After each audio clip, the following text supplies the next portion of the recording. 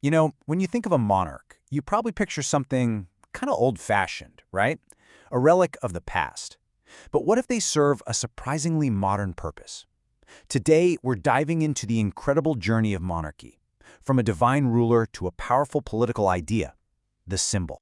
And our story kicks off with one of the most, and I mean really dramatic, transformations in modern history.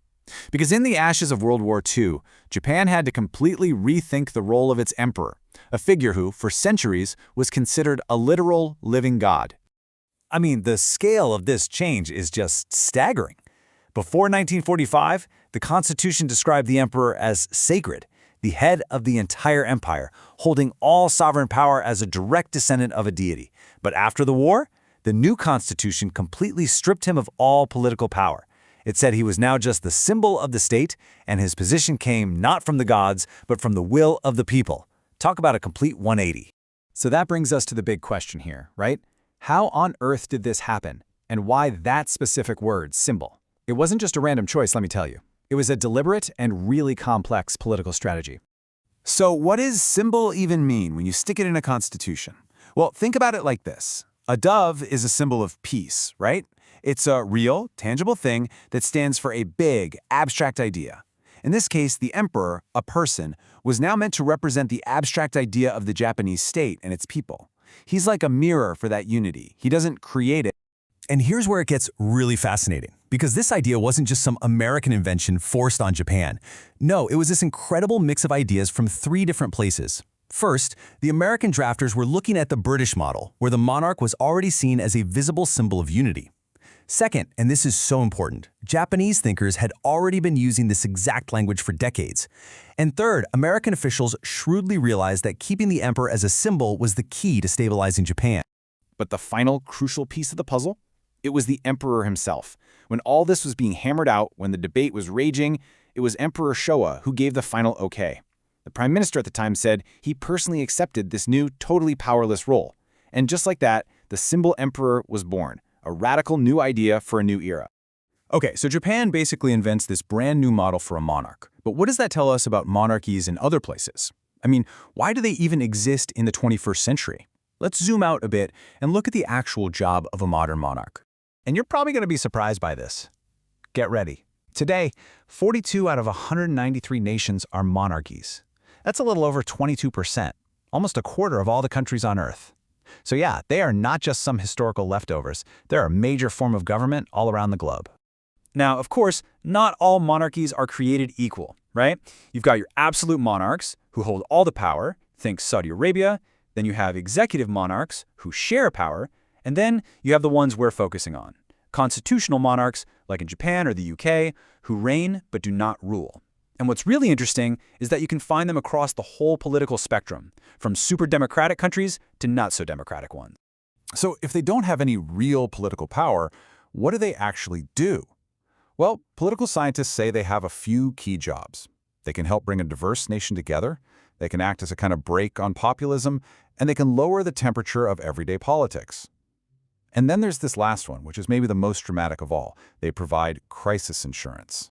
Let's dig into that idea of lowering the political temperature for a second. It's a little counterintuitive. I mean, how does having a king or a queen actually make politics calmer? Well, the thinking goes something like this. A monarch often represents tradition, history, maybe even religion. For people who really value those things, the monarch's presence is like a guarantee that, even if their political party loses an election, the fundamental nature of the country isn't going to just vanish overnight. It kind of takes the sting out of losing, you know? Which, in turn, makes democracy more stable for everybody. Okay, but what happens when things go really, really wrong? When stability just completely breaks down? Well, that brings us to the monarch's most critical, last resort function, being a political fire extinguisher.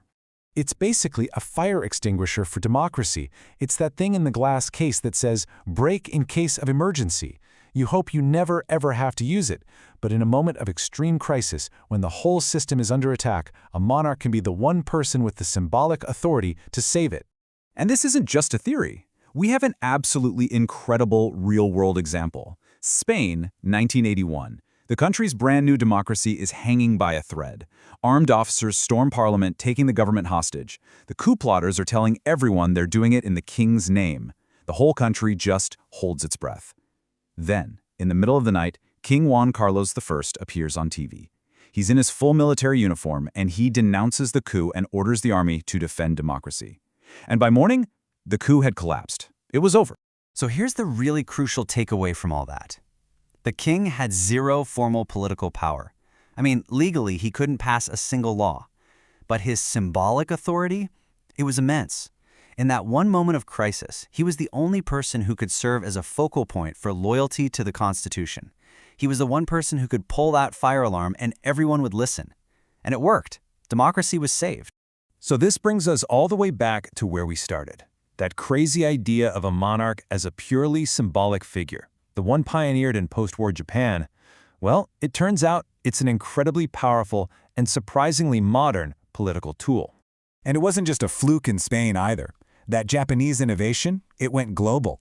You see it pop up in the Constitution of Spain in 1978, where the king is a symbol of the unity. Then Nepal in 1990, symbol of the Nepalese nationality. Cambodia too. The Japanese model became a blueprint for other countries trying to balance tradition with modern democracy. And all of this really gets to the heart of the matter.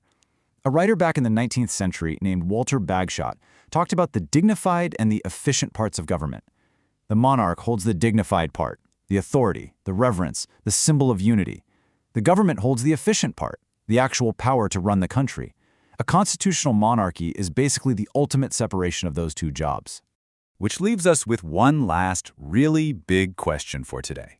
In our world right now, which feels more and more polarized every day, where it seems like the winner of an election gets both the power and becomes the symbol of the nation, is there a lesson here? Could separating the symbol of who we are from the person who's actually in charge, could that be a key to a more stable future?